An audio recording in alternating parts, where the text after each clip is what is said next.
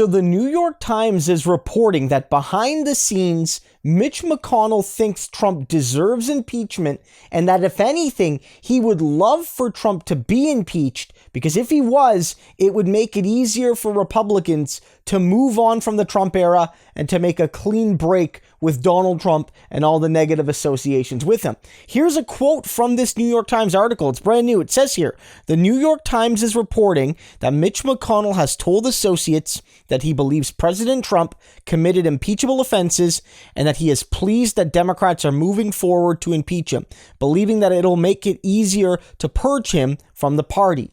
And so that's clear as day. Mitch McConnell, the top Senate Republican, somebody that's largely stood by Trump through much of this, is now saying he did something bad enough to deserve to lose his job, and it might be best for the party if he does. Now, this means that Mitch McConnell is not operating out of this altruistic sense for democracy. He's not acting out of this impulse to save the republic or to build unity with the Democrats.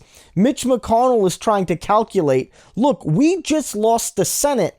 And one of the reasons we just lost the Senate is that when Trump could have been a good team player and, resigned gracefully and, conceded gracefully after he lost in November, he could have, really helped Loeffler and Perdue. And those races were so close that if Trump was just a better sport, we'd still have the Senate. Almost certainly Perdue would have won, and probably Loeffler as well, if Trump was just less insane and did less to attack Republicans on the ground in Georgia and divide, moderate voters that may have well been willing to vote Republican on the Senate race with Trump gone. But because Trump was so toxic and a lot of Trump-type people outside, elected office were so toxic about how they talked about that runoff, it cost them the election. I don't think it's unreasonable to argue that. Officials were saying that. The one reason above all they lost those races was Donald Trump. Now, you can blame Mitch McConnell for stonewalling the $2,000 checks. I think Mitch has a lot of blame there as well. But I don't even think that it's close enough for that to matter if Trump behaves himself like a normal human being. Right? And so Mitch McConnell's like, yeah, look, we fear these Trumpers. We fear the Trump base running over all of us in primaries. But if the Democrats can impeach him and we can get a few Republicans that are already on the Trump no-no list, then maybe we can get rid of him and the Democrats will take the blame and we can just move on from the Trump era because he will be an impeached president and sort of disgraced by history and so on and so forth. This is very telling. This is very telling where the Republican Party is moving. This is extremely different than the first impeachment. Trump was impeached. The Democrats voted for it, but it was almost a strict party line vote, and except for Mitt Romney, no Republicans supported it. This time, though, you have maybe 15, 20 Republicans in the House saying they're going to vote for it. And from what I've been hearing and what this article notes, while the Republicans are largely going to vote no, in the actual legislature, it doesn't look like voting no is going to be severely punished. Now, Trump and his cronies will almost certainly rain down, hell upon any Republican that votes to impeach, but you're going to get not only 218 plus Democrats to vote for impeachment, you might get to 240, 245 people when you add in all the Republicans. It's embarrassing for Trump. And there will be some Republicans in the Senate that vote to impeach as well.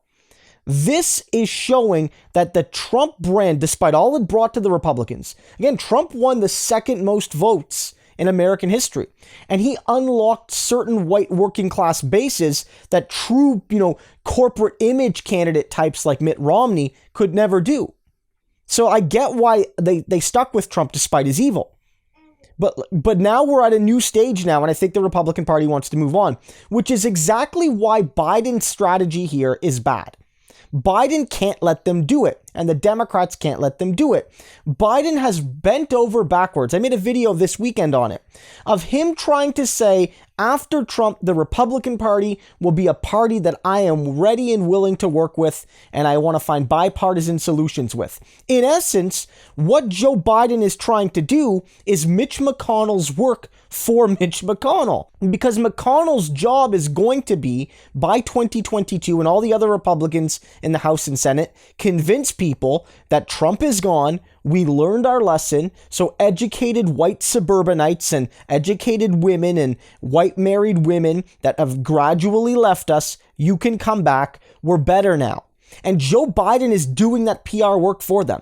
Yes, impeach Trump. Yeah, don't listen to McConnell here and say, oh, because McConnell wants it, you should not impeach. He needs to be impeached because it's the right thing to do. But keep this in mind, that the Republicans know the deal. If they can disconnect the Republican brand from Trump, they have a much better chance in 2022 and 2024. I mean, my perspective is the reason the Democrats didn't have a big win this time in the general election, that they didn't win seats in the House and that they didn't pick up 2 or 3 more in the Senate, was because Biden failed to link Trump to the rest of his party. Don't make the same mistake twice.